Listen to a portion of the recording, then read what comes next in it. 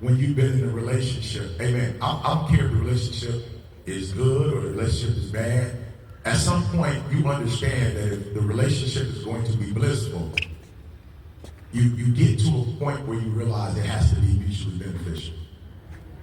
If it's a business relationship, if it's an intimate relationship, it's a friendship, if y'all family, you know what I'm saying, first cousin, second cousin, auntie, it gets to a point where when you 3 or 4, it's okay for your auntie to show you love. But when you get to, let me just say, when my auntie at this point, my auntie Cleo specifically, my grandmother passed about 2 years ago, and my auntie has always been there, but she took my grandmother's role. It got to a point where when I would come home after college, you know, and I started speaking and making money, I would come home and I would go to the ATM machine before I went to grandma's house. It got to a point when we went out to eat, my grandmother would be like, keep your money. I'm not in college anymore. The last time she took me to Docks, 79, Hall Street. Last time she took me to Docks, I got the fish wish,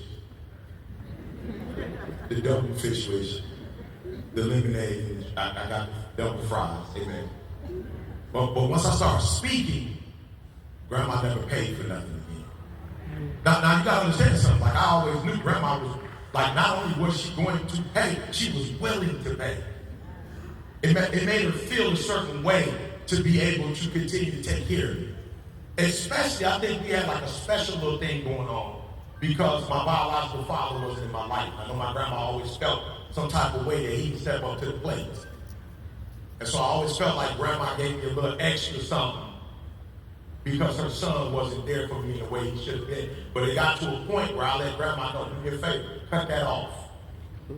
Cut that off. Cut the giving part off. We're going to go out to eat, we're going to pay for it. Cut that off. It's a new sheriff in town. I got it. From this point forward, I got it. Amen? I'm talking to somebody. And I remember once coming home and I just stopped by the ATM machine and Grandma was like, oh. Like I ain't, you know what I'm saying? Like I love you, but there's something's missing. And I went up the street and went to the ATM machine before I left. And am I talking to anybody? At some point, this relationship can't be just about God blessing you and showing you grace and looking out for you and doing wonderful things. At some point, whatever He instilled in you, it's got to come out. You can't still be praying, God help me to. At some point, you just gotta activate. Am I talking to anybody?